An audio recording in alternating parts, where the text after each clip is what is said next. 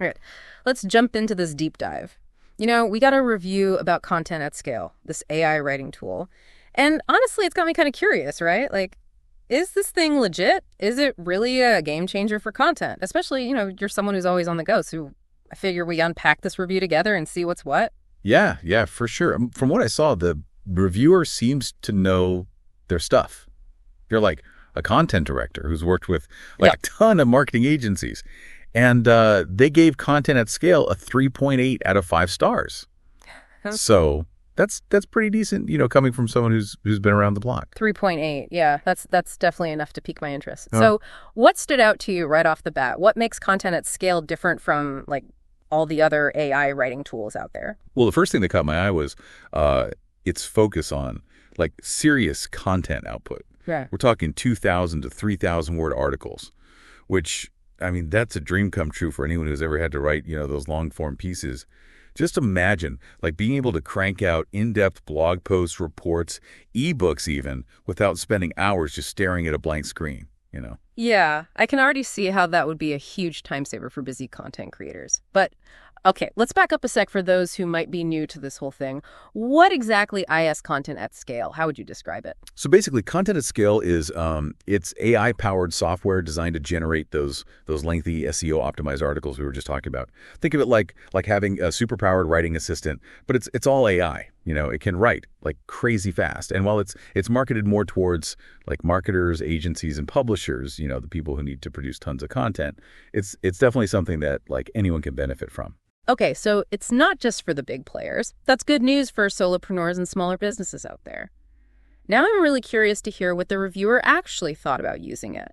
What did they say worked well with Content at Scale? So one of the biggest pros they highlighted was how easy it is to use.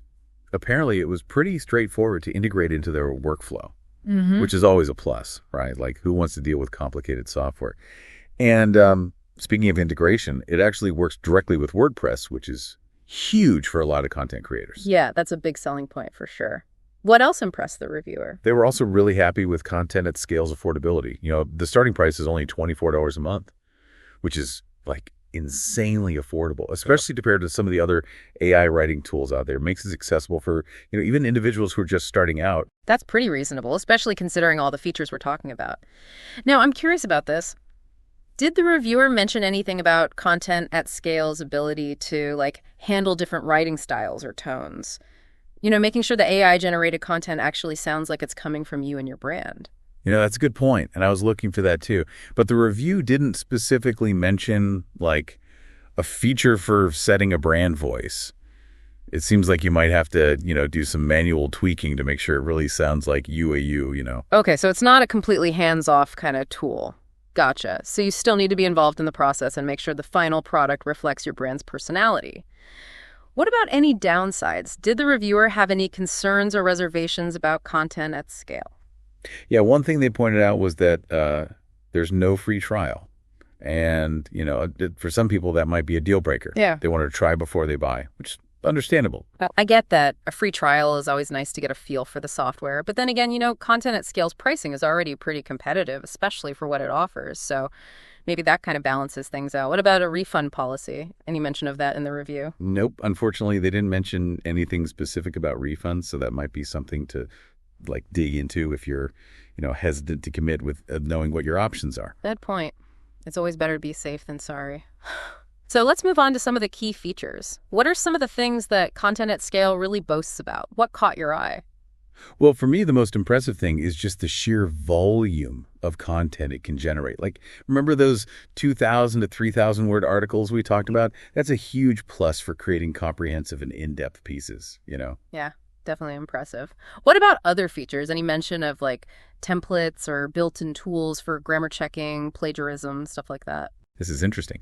The reviewer specifically said that Content at Scale doesn't use templates.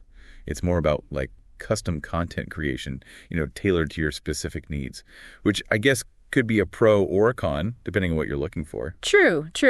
Some people love templates for that structure, while others prefer a blank slate.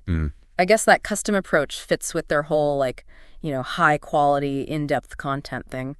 Wow. What about those essential writing tools? Did they mention anything about grammar checks or plagiarism detection? So they did confirm there's a built-in plagiarism checker, which is like a must-have these days, right? You got to make sure your content is original. Yeah. And, it makes sense given their focus on SEO. Yeah. But there wasn't any mention of a grammar check feature, so that's something you might want to handle separately. Yeah, you definitely want to make sure your content is both original and grammatically sound, especially if it's, for professional use.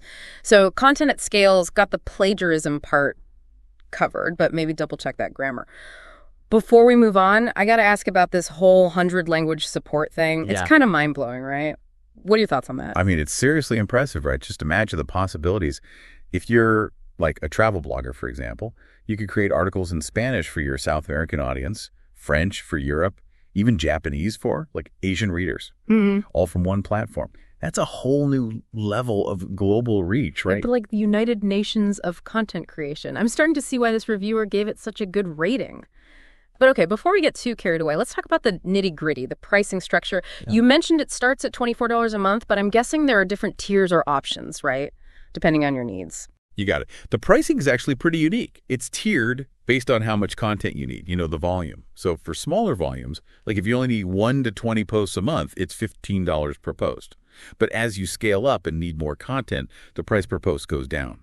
So if you're churning out like over 4,000 posts a month, you're only paying $6 per post, which is amazing. Wow, that's interesting. Like bulk discounts for content, which makes sense for agencies or publishers who are constantly needing new stuff.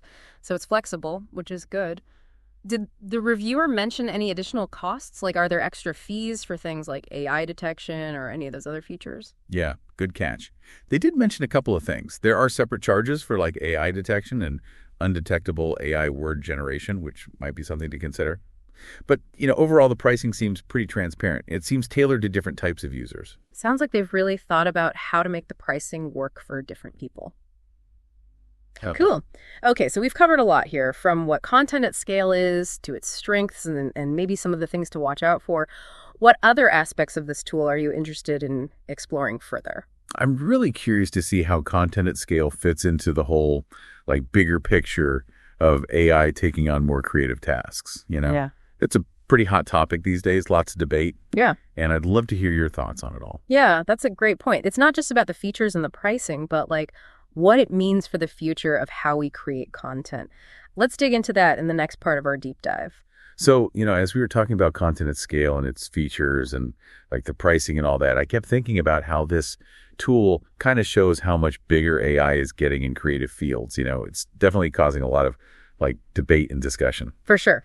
Some people are excited about what AI can do, while others are kind of hesitant, Yeah. Where do you stand on all this? What's your take on AI's role in writing and content creation? I think the key is to approach it with a level head.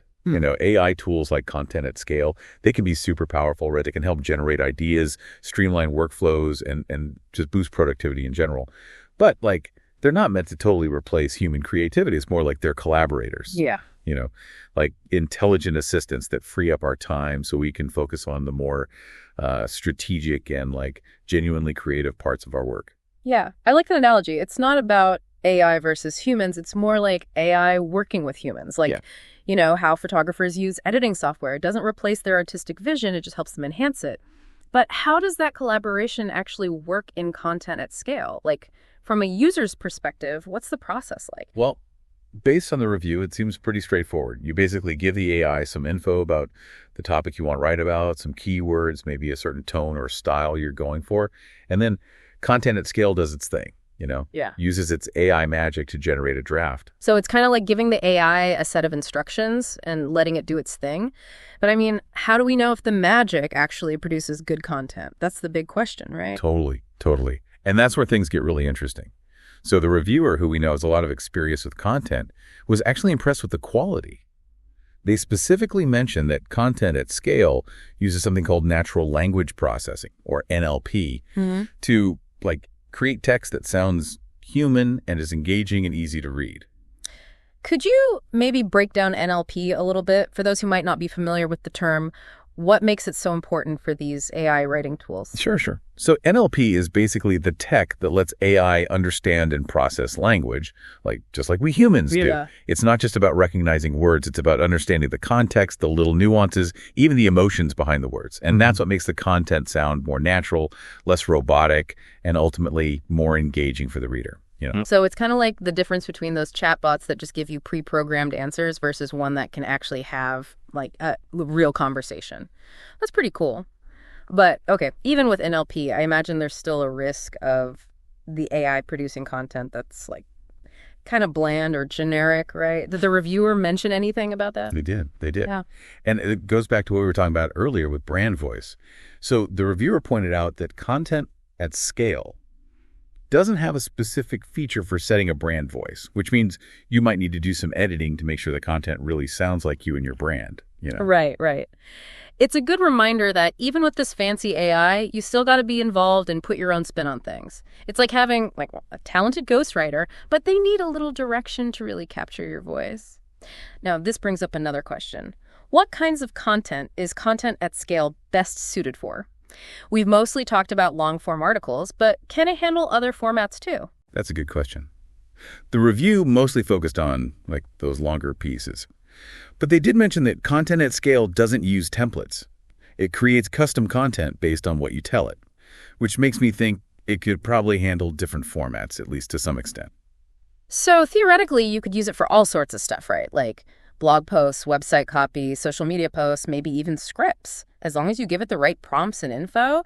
Have you played around with different formats yourself? I haven't personally had a chance to test it out too much yet, but I'm definitely curious to see what it can do. However, it's important to be realistic, right? Some types of content are probably better suited for AI than others. Yeah, for sure. What kinds of content do you think AI is really good at? And what do you think is still best left to, us humans? I think AI is particularly good at factual stuff, data-driven reports, summaries, maybe even product descriptions, things that require research, clear organization, and a straightforward writing. So it's like having a research assistant and a copywriter all in one. Exactly. But when it comes to really creative writing, storytelling, content that needs emotional intelligence or humor, I think human writers are still the best choice. Totally agree. There's a certain artistry, a depth of human experience that's hard for AI to replicate, at least for now. Yeah, and that's where that collaboration between AI and humans becomes really powerful. We can use AI for the things it's good at, like research and structure, and then we can focus on adding the creativity, the personality, that unique spark that comes from real life experience. It's all about finding that synergy, right, between human intelligence and artificial intelligence to create something truly awesome. And it's exciting to think about the possibilities. It really is. And it brings us back to that question we were talking about earlier. If AI can handle more of the the grunt work of content creation, what new doors does that open for us? What could we achieve with all that extra time and energy? Yeah. Oh man, so many possibilities, right? We could spend more time brainstorming new ideas, exploring different creative avenues, just honing our craft. And maybe even finally tackle those passion projects we've been putting off, right? Exactly. Yeah. And we could focus on connecting with our audience on a deeper level, telling stories that really resonate, and ultimately creating content that truly matters. I love that vision. But, okay, before we get too carried away with all the amazing things we could do, let's not forget about the practical side of using content at scale, You're absolutely right. There are still some practical things to consider, like how it integrates with other tools, data security, customer support. These are all important factors to think about before making a decision. For sure. And we still have some questions about those missing details, like the refund policy and user access. We'll make sure to dive into all of that and more in the final part of our deep dive. All right, so welcome back to our deep dive into content at scale. We've talked about a lot, the AI, what it can do, how it might change things, how easy it is to use, the pricing, all that good stuff. But like with any tool, there are some practical things to think about before you jump in. Yeah, for sure. We still have some questions about content at scale, and it's good to get all the details before making any decisions. You mentioned things like integration, data security, customer support. Maybe we can start with integration, so we know it works well with WordPress. But what about other platforms or tools? Yeah, it's where things get a little a little unclear. The review didn't really go into detail about other integrations or like API availability. So if you're using something other than WordPress, or if you have like a really complex setup with a bunch of different tools, it's probably a good idea to do a little research and make sure Content at Scale would actually work with your current workflow. Yeah, it's like making sure all the puzzle pieces fit together before you start a new puzzle. You don't want to end up with a piece that doesn't belong. Speaking of fitting in, let's talk about data security. That's a big deal with any online tool, especially one that's handling your content, right? Absolutely. Data security is so important these days. The review did mention that Content at Scale, like, prioritizes data security, but they didn't get into the specifics of like what their security measures actually are. So they say it's important, but we don't really know the details. It's like knowing they have a security system, but not knowing if it's top of the line or like kind of outdated. If you're working with sensitive information, it's probably smart to reach out to Content at Scale directly and like just ask them for those details, Yeah, transparency is key when it comes to data security. And while we're talking about transparency, let's circle back to those questions about the refund policy and user access. The review didn't really say much about those things either, which is kind of frustrating. Yeah, it's like we have a few missing puzzle pieces, but it also shows how important it is to do your research, right? Before committing to any new tool. Totally. And, those unanswered questions can actually be like a good starting point for your research. It gives you a direction, what information to look for so you can make a smart decision. It's like a little treasure hunt for knowledge. Yeah. Which can be kind of fun, actually. Okay, so speaking of seeking information, did the review mention anything about Content at Scale's customer support? Like, are they responsive and helpful if you run into any problems? That's funny. They didn't talk about customer support at all. Yeah. But maybe that's a good thing, right? Maybe it means that people are having such a smooth experience that they rarely need to contact support. Fingers crossed. It's always good to know there's a solid support team there if you need them. So it seems like we've pretty much covered everything the review had to offer. We've looked at Content at Scale from all angles, the good, the bad, the maybe not so clear. We've even thought about what it means for the future of content creation, which is pretty cool. Yeah, it's been a really interesting deep dive. It's fascinating to think about this tool and how it fits into the whole world of AI and content, It's all changing so fast. Okay, so before we wrap things up, I want to zoom out for a sec and think about the bigger picture, right? We've seen how these AI writing tools, like Content at Scale, are getting more and more advanced. And they have so much potential, to make content creation easier, faster, and to free up our time for, the more creative stuff. They're powerful tools, no doubt about it. Yeah. And they can definitely change the way we work and create. But it's important to remember that they are just tools, right? They can help us, they can make things easier, but they shouldn't replace our own thinking, our own creativity, or unique perspective. It's about finding that balance, right? Where AI and human creativity work together to make something truly special. Exactly. So as you explore the world of AI writing, go for it. Experiment, push the boundaries, but always, be thoughtful, be a little skeptical, and most importantly, don't lose that creative spark, that human touch that makes your work yours. Love that. And never stop asking questions. That's what these deep dives are all about. Thanks for joining us on this exploration of Content at Scale. We hope you learned something new, got some ideas, and maybe even got a little inspired. Until next time, happy writing, everyone.